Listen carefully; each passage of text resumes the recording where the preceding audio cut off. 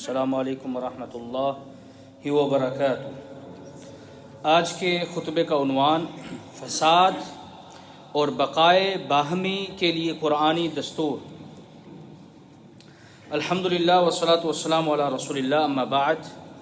یقیناً تمام تعریفیں اللہ عز و جل کے لیے ہیں۔ ہم اس کی تعریف بیان کرتے ہوئے اسی سے مدد کے طلبگار ہیں اور اپنے گناہوں کی بخشش بھی مانگتے ہیں اور نفسانی اور برے اعمال کے شر سے اسی کی پناہ چاہتے ہیں۔ جسے اللہ ہدایت عنایت کر دے اسے کوئی بھی گمراہ نہیں کر سکتا، اور جسے وہ گمراہ کر دے اس کا کوئی بھی رہنما نہیں بن سکتا۔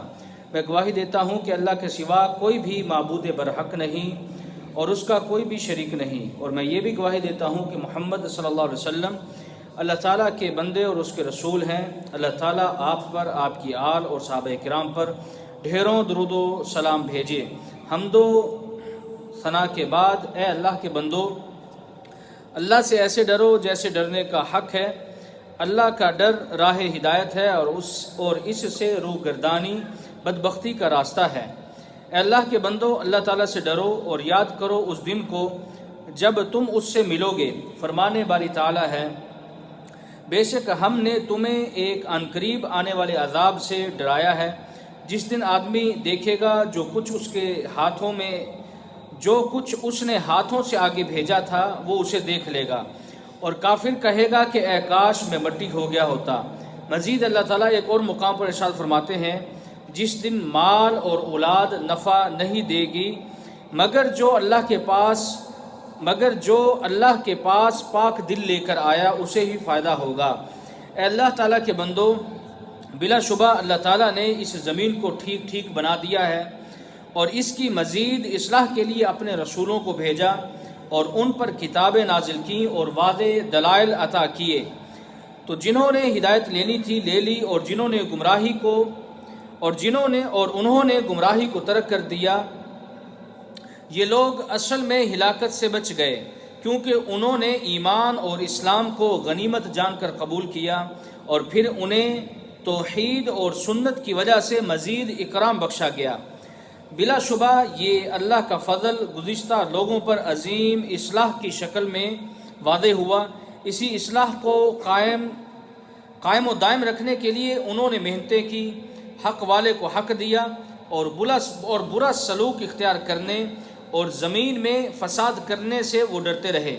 کیونکہ اصلاح کے بعد فساد بہت عظیم نقصان ہے جس کا انجام بہت ہی بھیانک ہے۔ اسی لیے تو اللہ تعالیٰ نے اصلاح کو خراب کرنے سے منع فرمایا ہے۔ فرمانے باری تعالیٰ ہے، اور زمین میں اس کی اصلاح کے بعد فساد مت کرو اور اسے ڈر اور طمع سے پکارو، بے شک اللہ کی رحمت نیکوکاروں سے قریب ہے۔ اسی طرح اللہ تعالیٰ نے حضرت نبی شعیب علیہ السلام کی قوم کو بھی ڈرایا۔ فرمانے باری تعالیٰ ہے، اور مدین کی طرف اس کے بھائی شعیب کو بھیجا، کہا اے میری قوم، اللہ کی بندگی کرو، اس کے سوا تمہارا کوئی معبود نہیں۔ تمہارے رب کی طرف سے تمہارے پاس دلیل پہنچ چکی ہے،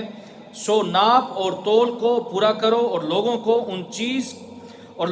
کی چیز گھٹا کر نہ دو، اور زمین میں اس کی اصلاح کے بعد فساد مت کرو، یہ تمہارے لیے بہتر ہے اگر تم ایماندار ہو۔ اسی لیے زمین میں اصلاح اور امن کے بعد فساد کرنے والے سے اللہ اور اس کے رسول کی مخالفت سرزد ہوتی ہے، جس سے مصلحت ختم ہو جاتی ہے، نفع کی بجائے نقصان ہوتا ہے، کیونکہ ایسا فسادی اللہ کے غیظ و غضب کا سامنا کرتا ہے۔ فرمانے باری تعالیٰ ہے، جب کبھی لڑائی کے لیے آگ سلگاتے ہیں تو اللہ اس کو بجھا دیتا ہے، اور زمین میں فساد پھیلانے کی کوشش کرتے ہیں، اور اللہ فساد کرنے والوں کو ہرگز پسند نہیں کرتا۔ اے مسلمانوں،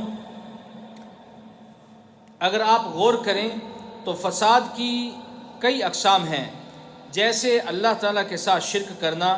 اور اللہ کا حق کسی اور کو دینا، یہ بہت بڑا ظلم اور فساد ہے۔ جیسا کہ حضرت لقمان اپنے بیٹے کو وصیت کرتے ہوئے یہ کہتے ہیں کہ بیٹا، اللہ کے ساتھ کسی کو شریک نہ ٹھہرانا، بے شک شرک کرنا بہت بھاری ظلم ہے۔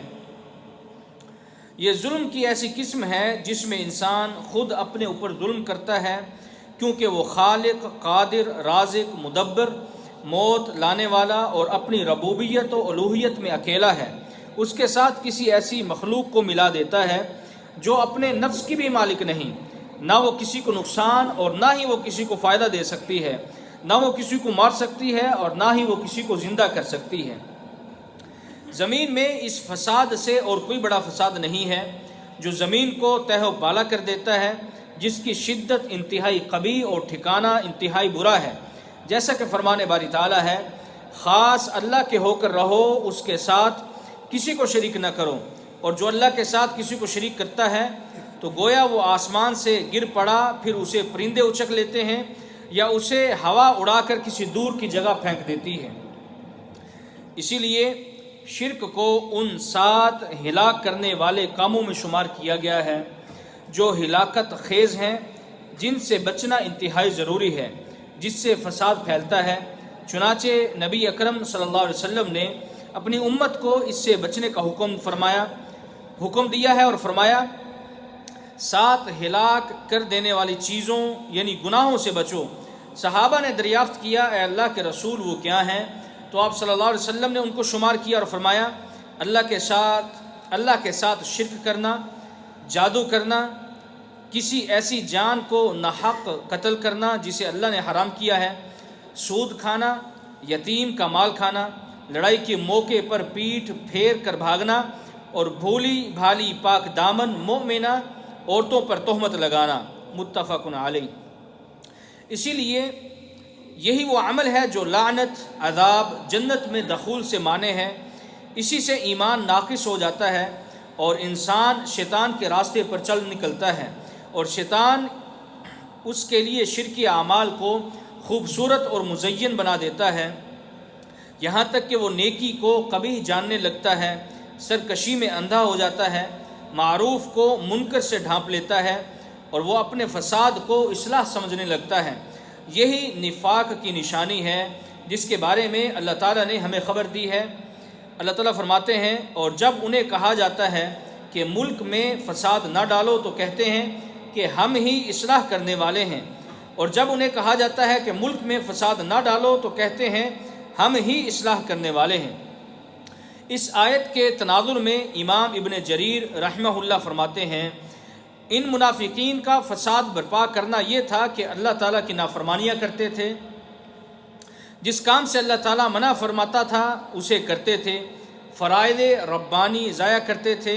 اللہ تعالیٰ کے سچے دین میں شک و شبہ کرتے تھے، اس کی حقیقت اور صداقت پر یقین کامل نہیں رکھتے تھے، مومنوں کے پاس آ کر اپنی ایمانداری کی ڈینگیں مارتے تھے،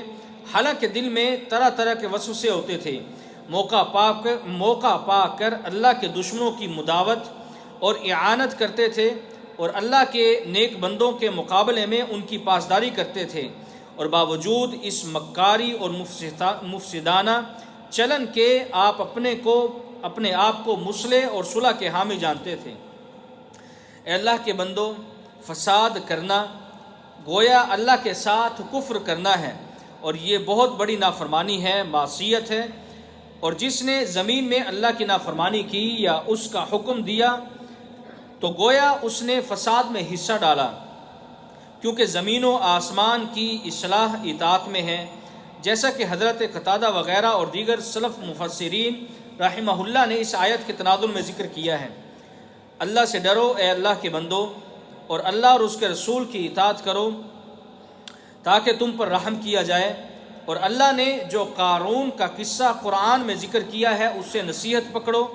فرمان باری تعالیٰ ہے، اور جو کچھ تجھے اللہ نے دیا ہے اس سے آخرت کا گھر حاصل کر، اور اپنا حصہ دنیا میں سے نہ بھول، اور بھلائی کر جس طرح اللہ نے تیرے ساتھ بھلائی کی ہے، اور ملک میں فساد کا خواہ نہ ہو، بے شک اللہ فساد کرنے والوں کو پسند نہیں کرتا۔ اے اللہ کے بندو، اگر زمین میں فساد پھیلتا ہوا نظر آئے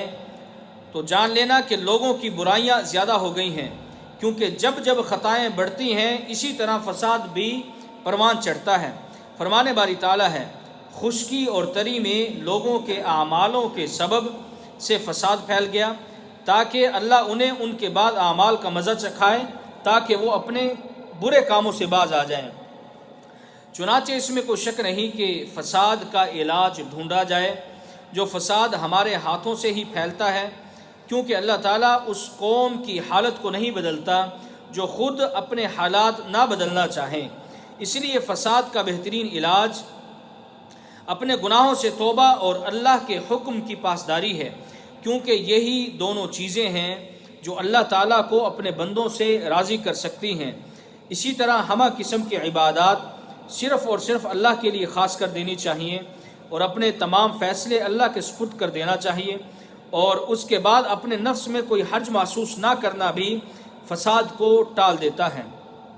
کیونکہ فرمان باری تعالیٰ ہے، اے ایمان والو اللہ اور اس کے حکم کو مانو جس وقت تمہیں اس کام کی طرف بلائیں جس میں تمہاری ہی زندگی ہے۔ اللہ تعالیٰ ہم سب کو